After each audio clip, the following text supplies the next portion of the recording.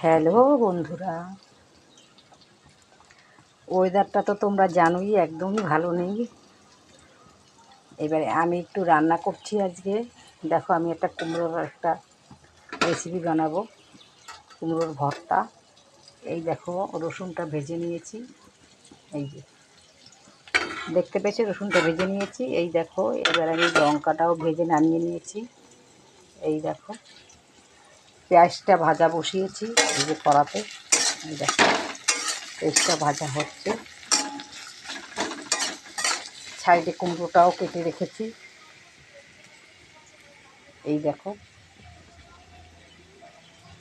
এই কুমড়োটা দিয়ে, পেঁয়াজ দিয়ে, রসুন দিয়ে, শুকনো লঙ্কা দিয়ে, তারপরে এটা আমি ভালো করে পাটাতে বাটবো, পুরো ফিনিশ করব।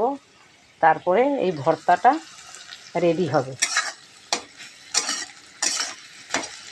তোমরা আমাকে একটু এই ভর্তাটা, আমি যে রাঁধছি তোমাদের সঙ্গে শেয়ার করছি, তোমাদের কার কীরকম লেগেছে একটু কমেন্ট বক্সে জানিয়ে যাবে, ঠিক আছে? তার সঙ্গে আর রান্না হবে আজকে হচ্ছে দুপুরের রান্না। এটা তো আমি করবই, এটা তো হচ্ছে। সাইডে দেখো, আমি ডিম আলু সিদ্ধ করে রেখেছি, ডিম আলুটাও রান্না হবে, দেখেছো? এই দেখো। চলো বন্ধুরা, আবার এখনও তো মাখাটা করার জন্য এখন তৈরি হয়নি, সবে ভাজাটা হচ্ছে। চলো বন্ধুরা, রাখি, টাটা।